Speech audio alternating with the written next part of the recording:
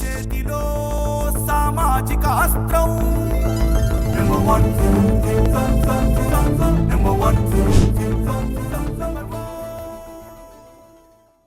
విజయవాడ భవానీపురం 45వ డివిజన్లో 42 ప్లాట్ల తొలగింపు విషయం ముందే తన దృష్టికి వచ్చిందని, ఇది పూర్తిగా సివిల్ వివాదం కావడంతో కోర్టుకు వెళ్లమని చెప్పానని పశ్చిమ నియోజకవర్గ ఎమ్మెల్యే సుజనా చౌదరి అన్నారు. కింద కోర్టులో తీర్పు వచ్చిందని, కోర్టు ఆదేశాలతోనే ఈ తొలగింపులు జరిగాయని, అయితే బాధితులకు నష్టం జరిగింది నిజమే కాబట్టి వారికి ఏ విధంగా న్యాయం చేయాలని చూస్తున్నామని ఎమ్మెల్యే అన్నారు. ఈ వివాదంపై మానవత్వ దృక్పథంతో స్పందిస్తున్నట్లు తెలిపారు. కోర్టు ఆదేశాలను కాదని ఎవరు ఏమీ చేయలేని పరిస్థితి కాబట్టి అవతల పార్టీ వారు కూడా ముందుకు వస్తే ఇద్దరితో చర్చిస్తామని అన్నారు. అధికార పార్టీకి సంబంధించిన ఎమ్మెల్యే హస్తం ఉందని వైసీపీ నేతల ఆరోపణలపై ఎమ్మెల్యే స్పందిస్తూ వైసీపీ నేతల వాస్తవాలు తెలుసుకోకుండా మాట్లాడుతున్నారని ఎమ్మెల్యే సుజనా చౌదరి అన్నారు.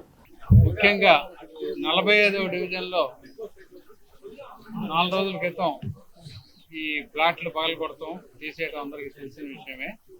అదేంటంటే చట్ట ప్రకారం ఇంతకుముందు వాళ్ళు నా దగ్గరికి వచ్చినప్పుడు కూడా 1 నెల రోజుల సమయం ఇప్పిస్తే మేము ఈ లోపల తేల్చుకుంటామని చెప్పడం జరిగింది. ఈ ప్లాట్ ఓనర్స్ ఇద్దరు కూడా నాకు కలవటం జరిగింది. అప్పుడు ఆ రోజుకే చట్టం ప్రకారం దాన్ని కొట్టవలసి వచ్చినా సరే పోలీస్ కమిషనర్ గారిని రిక్వెస్ట్ చేసి నేను టైం తీసుకున్నాక సుప్రీంకోర్టుకి వాళ్ళు వెళ్ళటం, సుప్రీంకోర్టులో లాయర్ గారు ప్రయత్నం చేశారు. అఫిడవిట్ ఏదో కొంచెం లేట్గా సబ్మిట్ చేయడం వల్ల మొత్తానికి టైం ఇవ్వలేదు. చట్ట ప్రకారం చేయవలసిన పని చేసుకుంటూ వెళ్ళారు. మనం సానుభూతి పరాలి. పాపం వాళ్ళు ఇప్పుడు 40 సంవత్సరాలు ఇక్కడ కేసు ఏంటంటే ఇది సివిల్ డిస్ప్యూట్, పూర్తిగా మోసపడ్డారు. కాబట్టి సివిల్ డిస్ప్యూట్లో ప్రజాప్రతినిధులు ఉండి సెటిల్మెంట్స్ చేయడానికైతే మాత్రం నేను ఎమ్మెల్యేగా అది చేయలేము. కానీ సానుభూతి పరంగా వాళ్ళకి ఎలా చేయాలి, అవతల ఎవరైతే మోసం చేశారో వాళ్ళని పట్టుకొచ్చి వీళ్ళకి అన్యాయం జరగకుండా ఇప్పుడు మోసపోయినా సరే ఎట్లాగైనా న్యాయం ఎలా చేయాలనే దాని మీద ఈ ఓనర్స్ 42 మంది ఉన్నారు. అందులో మెజారిటీ పీపుల్ వచ్చారు. ఈ సందర్భంలో కొంతమంది నాయకులు, కొన్ని రాజకీయ పార్టీ నాయకులు దీన్ని ఆసరాగా తీసుకొని, ఎందుకంటే ఒక డాక్టర్ కనుక ఒక పేషెంట్ అనారోగ్యాన్ని ఆసరాగా తీసుకొని దాన్ని కమ్యూనిటీగా చేసే విధంగా ఈ నాయకులు కొంతమంది ఈ నాయకుడి దగ్గరికి ఆ నాయకుడి దగ్గరికి తీసుకెళ్ళటం అనేది సబబు కాదు. అదే విషయం నేను చెప్పడం జరిగింది. ఇప్పుడు పోలీసు వాళ్ళన్నా ఇంకోళ్ళన్నా పోలీసు వాళ్ళు అక్కడ ఉండి చట్టాన్ని అమలు చేసే విధంలో ఎటువంటి రకమైన తప్పులు జరగకుండా మాత్రమే చేశారు. కానీ ఇప్పుడు అందులో ఒక చర్చ కూడా ఉందంటున్నారు. వీటన్నింటినీ కూడా మళ్ళీ ఇంకొకసారి కూలంకషంగా చూసి ఈ లోపల నేను 3 సీనియర్ అడ్వకేట్స్తో ఒక చిన్న కమిటీ లాగా వేశాను. వాళ్ళతో కూర్చొని ఈ సమస్యని సామరస్యంగా ఎలా పరిష్కరించాలనే దాని దిశగా తీసుకెళ్తున్నాం. దాంతోపాటు అవతల పార్టీ కూడా ముందుకు వస్తే సమస్య తొందరగా తేలుతుంది. లేకపోతే వాళ్ళకి ఎటువంటి రకమైన పనిష్మెంట్ ఇవ్వాలి, వాళ్ళని ఎంత తీసుకెళ్లాలనే దాని మీద కూడా నేను ప్రజాప్రతినిధిగా కంటే మానవతా దృక్పథంతో వాళ్ళకి సహాయం చేయాలనే ఉద్దేశంతో నేను ముందుకు వచ్చాను. దాని ప్రకారం మా 3 అడ్వకేట్లు కూడా కూర్చొని మాట్లాడిచ్చేస్తారు. ఎందుకంటే కోర్టు వారు ఇచ్చిన ఆదేశాల ప్రకారం అయితే అది సబ్జ్యూడిస్ మ్యాటర్. మనం చేయగలిగింది చాలా తక్కువ. మనం కాదు అసలు ఎవరు ప్రైమ్ మినిస్టర్ ఆఫ్ ఇండియా కానీ చీఫ్ మినిస్టర్ గారు కూడా చేయగలిగింది ఏమీ లేదు. కోర్టు వారు ఇచ్చిన దాని ప్రకారం మన భారత రాజ్యాంగంలో రాసిపెట్టినట్టుగా మనం పని చేయవలసిందే. కానీ వీళ్ళందరూ కూడా చాలా మధ్యతరగతి, దిగువ మధ్యతరగతి వాళ్ళు. డెఫినెట్గా వాళ్ళకి సహాయం కావాలి. ఏ విధంగా చేయాలనేది ఆలోచించి చేస్తాం. ఓకే, వాళ్ళందరూ కూడా సమ్మతమే.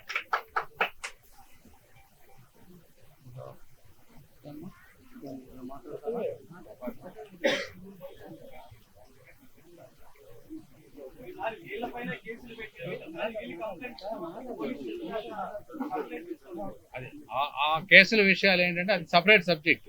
ఇప్పుడు నష్టం ఎలా జరిగింది, ఇది సివిల్ డిస్ప్యూటు. డెఫినెట్గా వాళ్ళు మోసపడ్డారు.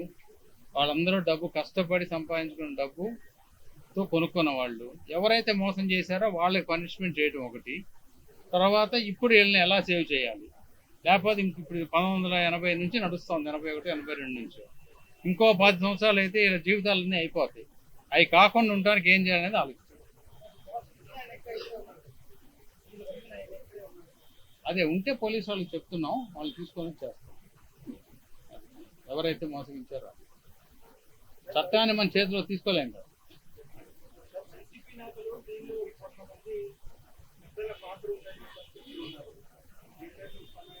వాళ్ళు ఏమన్నా వచ్చి నాకు కొంచెం రిప్రజెంటేషన్ ఇస్తే పెద్దలు ఎవరెవరు ఉన్నారని దాని మీద ఎంక్వైరీ చేస్తాను. వాళ్ళు మాట్లాడదని నేను సమాధానం చెప్పలేను కదా.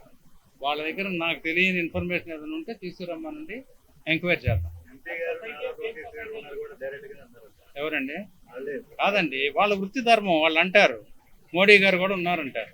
దానికి నన్ను సమాధానం చెప్పండి, ఏం చెప్తాను నేను. ఓకే, అదే